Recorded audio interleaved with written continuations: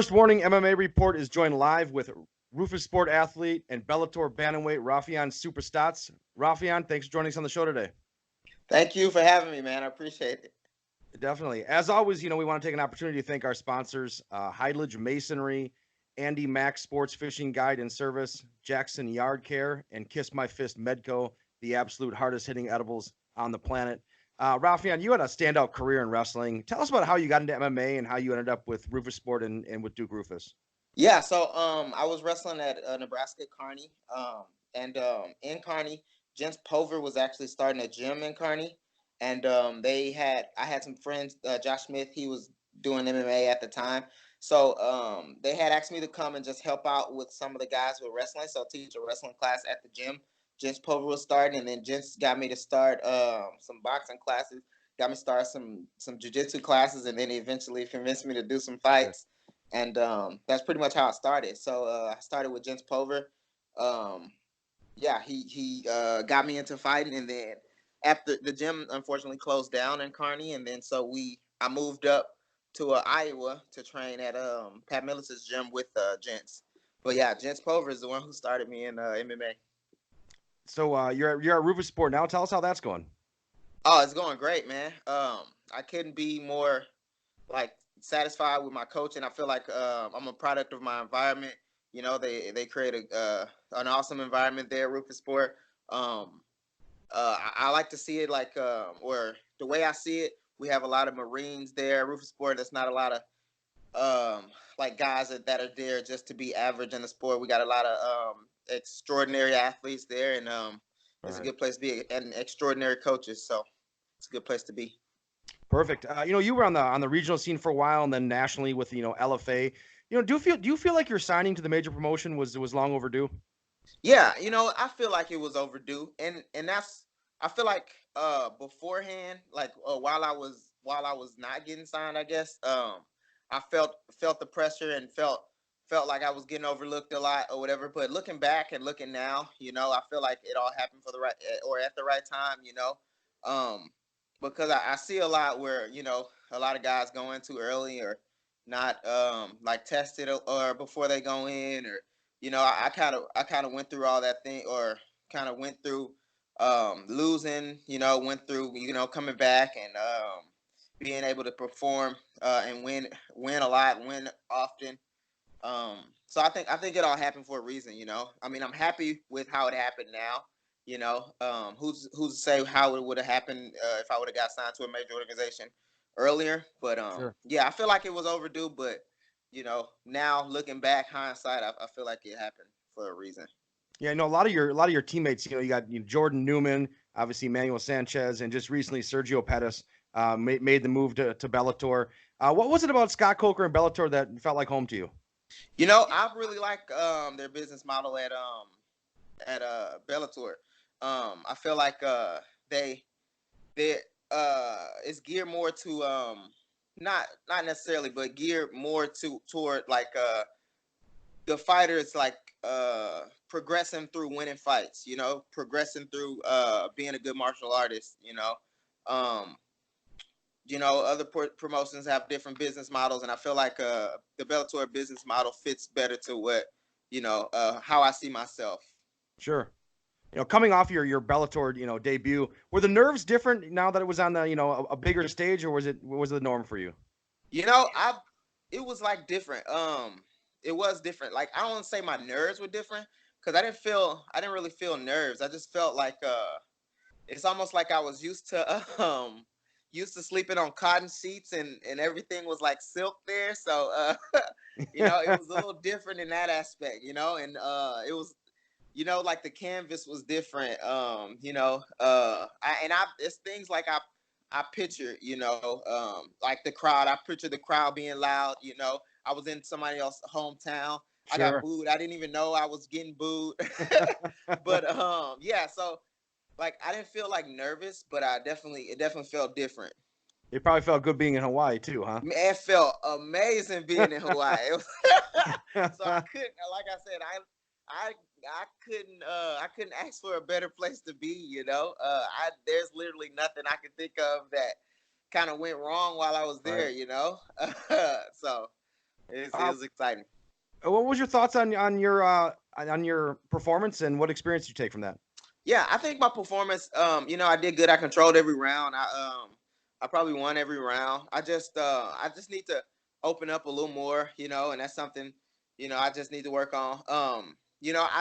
I feel like I give my opponents too much credit maybe sometimes, but other than that, I performed like I should. I went out there and I dominated, and I got the nod in his home state. So, I mean, I'm happy with my performance. Obviously, I'm mad when I don't get a finish, but I gotta kind of Yeah, just move on. I gotta move yeah. on and be better. You know, Are you a fighter that studies his fighters beforehand? Do you watch a lot of film on them? I don't watch a lot of film. I watch maybe like in the beginning, maybe like when I'm first find out who I'm fighting or I got a contract signed. I'll probably watch like 2 fights or something and see like habits that he has or maybe like a general idea of how he likes to fight. Sure. And but then I don't try to overthink it too much. So I'm Right. not like trying to break down every single thing he does. I just like okay, he likes to grapple, or okay, he likes to high kick, or stuff like that. So you got the debut out of the way. The Bellator bantamweight division is up in the air. How many times do you see yourself fighting in 2020? Man, I want to be as active as possible. I told him I can be ready next week if or I know they got a show January 25th. But I'm hoping to fight like 4 or 5 times. Uh, if that happens, cool. Or if I fight less, cool. But I like to stay really active. I Sure. feel like the reason or one of the reasons like why I like was ready to sign is because like I'm ready to like chase goal right away, and I'm ready to Right. take off right away. I don't need time to develop many skills. So I want to hit the ground running, so I want to Yeah. fight as often as possible, fight as as soon as I can afterwards. So that's kind of how I'm looking at it. Hopefully I can fight 4 to 5 times. Right. So Bellator has been doing some cross promotion with Rise now in Japan. Is That that was an opportunity that you would be open to? Yeah, man, that was awesome. I watched that show. That was dope, man. I haven't seen a lot of I've never seen a cross promotion going on. So got Clarence in the background. No worries, no worries. Yeah, so I haven't seen that, but that was awesome to see, it was cool, kind of promotion versus promotion deal. That was Yeah, dope. yeah, for sure. Besides being a fighter, you're also a newer father and husband. How's fatherhood been for you? We see the little one in the back there. So Yeah, it's just like anything. I say it's like a like there's an adjustment period, so I couldn't there's like times where I would just go out and I would run on my own, but now I got to kind of like schedule it out, and right, I'm watching my son in the daytime, so I can't like train in the morning sometimes, or I got to take him to daycare before I can train type of thing. But it's just an adjustment, you're going to find a way to make things work if you really want it, and that's all it is. I just got to adjust to make things work for me. right. Switching subjects, we have Kamaru Usman, we have Israel Adesanya, yourself. Is there a new wave of Nigerian fighters coming or what? Hey, Africa taking over, man. Taking over.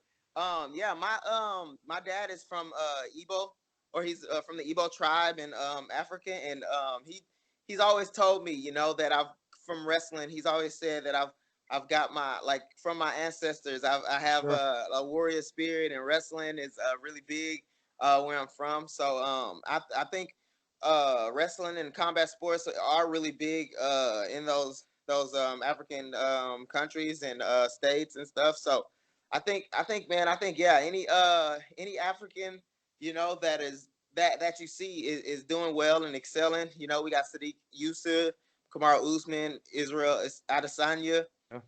and, Fran- and countless Francis others. Ngannou. So Yeah. Francis Ngannou, Yeah. like killers in the game. So Scary we guy. definitely Scary got guy it's definitely something in our blood, that's gonna for make sure. us give us a little edge. Sure. So, obviously you said, yeah, there's no fights on the horizon right now, but you're open, for a short notice fight. What are your goals inside and outside of the cage for 2020 besides chasing gold? So my goal for this 2000 year is just to be active inside the cage. Finished 4 or 5 fights. Actually, it's funny that you asked. I wrote this down. Me and my wife wrote it down a vision board, and Awesome. our what was our I forgot it, but our word was God dog it. I had it. Hey, what's our word for 2020? Michaela, what's our word for 2020? Abundance. We want abundance of everything, you know. We're gonna so that's kind of my goal inside and outside the cage. I want to give abundance of love. I want to give abundance of myself, you know. I want to receive abundance. That's just kind of my general goal for all of 2020. Right. You know, well, you have an abundance of talent. I'll tell you that. Thank you, thank you. You know, for sure.